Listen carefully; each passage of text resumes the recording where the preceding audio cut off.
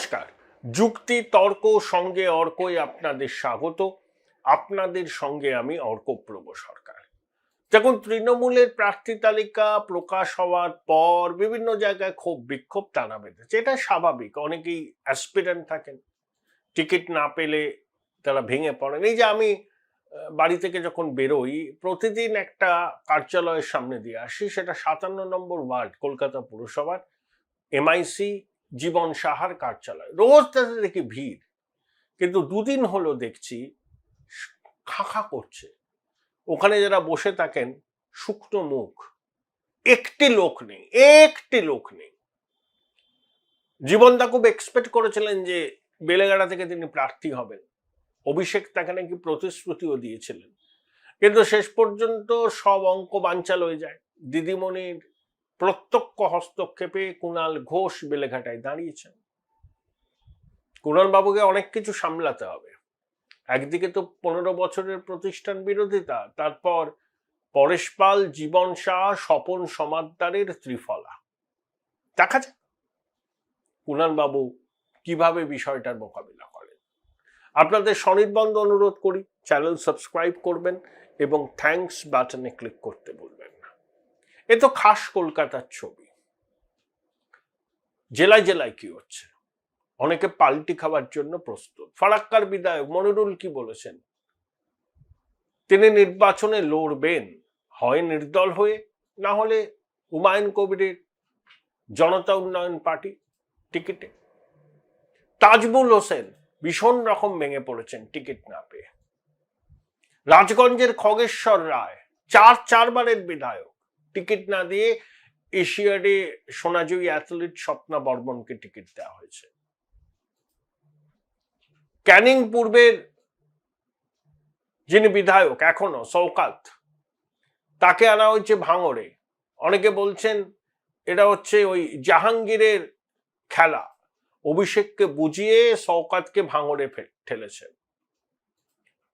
তা ক্যানিং পূর্বে তৃণমূলের কর্মী সমর্থকরা প্রবল উত্তেজিত, তারা চান শওকাত ওখানেই লড়ুক, ভাঙড়ে নয়।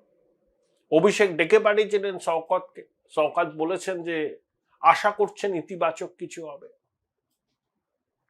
জেলায় জেলায় এরকম প্রার্থী তালিকা নিয়ে ক্ষোভ বিক্ষোভ তুঙ্গে। অসিত মজুমদার বলেছেন আমি রাজনীতিই ছেড়ে দেবো। তপন দাশগুপ্ত সম্ভবত টিকিট পাননি। বিবেক গুপ্তা সেভাবে রাজনীতি করেন না, কিন্তু তাকে একেবারে বাদ দিয়ে দেওয়াটা তিনি কি মানবেন? লাভলি মৈত্রকে কেউ চাইছিল না তৃণমূলের ওখানে, এমন ছড়িয়েছেন তিনি 5 বছরে। সেই লাভলি মৈত্র আবার টিকিট পেয়েছেন, কান্নাকাটি করেছিলেন টিকিট পাবেন না শুনে।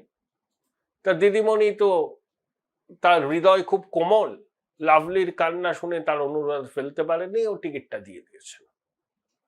74 জন প্রার্থী বদল হয়েছে, 15 জনের কেন্দ্র বদল হয়েছে, সব ঠিক আছে। হাবড়াতে জ্যোতিপ্রিয় মল্লিককে ওখানকার মানুষ মেনে নেবে? মেকলিগঞ্জে পরেশ অধিকারীকে ওখানকার মানুষ মেনে নেবে? একসময় কুচবিহার জেলায় তৃণমূল কংগ্রেস দলটাকে যিনি নিজের হাতে করে গড়েছিলেন, সেই রবি ঘোষ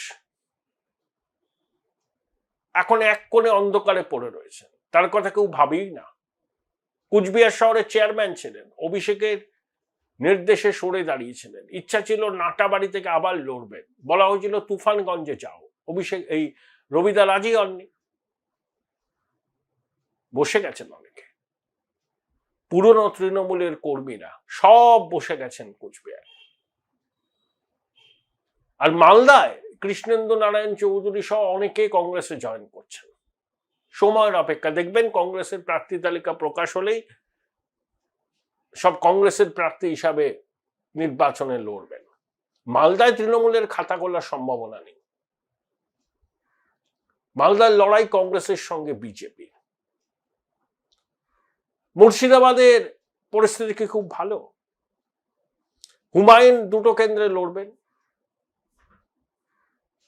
রেজিনগর আর নওয়াদা। হুমায়ুন বলেছেন আমি অধীর চৌধুরীকে সমর্থন করব। তার সঙ্গে অধীর বাবুর দেখা হয়েছিল কোন এয়ারপোর্টে। অজিতবাবুর সাথে কথা হয়, তিনি প্রতিশ্রুতি দিয়েছেন অজিতদার পাশে আছেন। মোহাম্মদ সেলিমও যদি লড়তেন মুর্শিদাবাদ থেকে, হুমায়ুন তাকে সমর্থন দিতেন, পরিষ্কার বলে দিয়েছে। হুমায়ুন কিন্তু ফ্যাক্টর হবেন মুর্শিদাবাদ মামলায়। হুমায়ুনকে হালকাভাবে নিলে খুব ভুল হবে। বাবরি মসজিদটা মুসলমানদের কাছে একটা আবেগের বিষয় এবং সেটাকেই হুমায়ুন তার প্রচারের মূল কেন্দ্রে নিয়ে এসছেন এবং বাবরি মসজিদ গড়ব এই ডাকটা দেয়া একটা আবেগ আছে তো। এবং শুনুন, বাঙালি মুসলমানদের একটা বড় অংশ তৃণমূলের প্রতি যারপরনাই ক্ষুব্ধ। তারা অনেকটা বাধ্য হয়ে তৃণমূলকে সমর্থন করেছিল বিজেপিকে আটকাবার জন্য, কিন্তু মুর্শিদাবাদ, মালদা, উত্তর দিনাজপুরে বাম কংগ্রেস যথেষ্ট শক্তিশালী এখন। বিশেষ করে কংগ্রেস তৃণমূলকে তো যে পাত্রে রাখা হয় সে পাত্রের আকার ধারণ করে। আর এই পশ্চিমবঙ্গে বিজেপিকে কে টেনে এনেছে? তৃণমূল টেনে এনেছে। জোট সঙ্গী ছিল তো বিজেপি। প্রয়াত বুদ্ধবাবু, জ্যোতিবাবু একটা কথা বলতেন যে মমতা বন্দ্যোপাধ্যায় সব থেকে বড় রাজনৈতিক অপরাধকে তিনি এ রাজ্যে বিজেপিকে টেনে এনেছেন। এটা বাংলার মুসলমানরা বোঝেন না? নিশ্চয়ই বোঝেন। উপায়ন্তর না দেখে তারা তৃণমূলের পাশে দাঁড়িয়েছেন। এখন মুর্শিদাবাদ, মালদায়, উত্তর দিনাজপুরে কংগ্রেস ধীরে ধীরে পায়ের তলায় জমি পাচ্ছে। অধীর চৌধুরী প্রার্থী হওয়া অনেক হিসাবকে বদলে দেবে। মনোজ চক্রবর্তীও শুনছি প্রার্থী হবেন। তাই বাঙালি মুসলমানদের, বিশেষ করে মুর্শিদাবাদ, মালদা, দিনাজপুর, এই 3-4টে জেলায় তাদের কাছে অল্টারনেটিভ এসে গেছে কংগ্রেস, কোনো কোনো জায়গায় বাম। তৃণমূল মুর্শিদাবাদে আগের বার পেয়েছিল 20টা, এবার 6 থেকে 7টা আসন পাবে। মালদায় খাতা খুলতে পারবে না। এবং যারা যারা টিকিট পেলেন না পাল্টি খাবেন। মালদায়, মুর্শিদাবাদে কংগ্রেসে যাবেন, অনেকে বসে যাবেন, কেউ তলায় তলায় বিজেপির সঙ্গে যোগাযোগ করবেন। যেহেতু আর বিজেপির প্রার্থী হওয়ার সম্ভাবনা নেই, বিজেপি এভাবে কাউকে প্রার্থী করবেও না,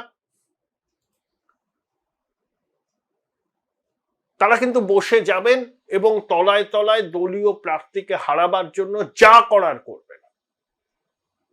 এই যে এন্টালিতে ওটা সাহা পরিবারের জমিদারি হয়েছে। স্বর্ণকমল শাহ পারছেন না, অসুস্থতার জন্য তার ছেলেকে প্রার্থী করা হলো। ওখানে একজন কাউন্সিলর আছেন, তার ডাকনাম ববি। আরো অনেকে আছেন।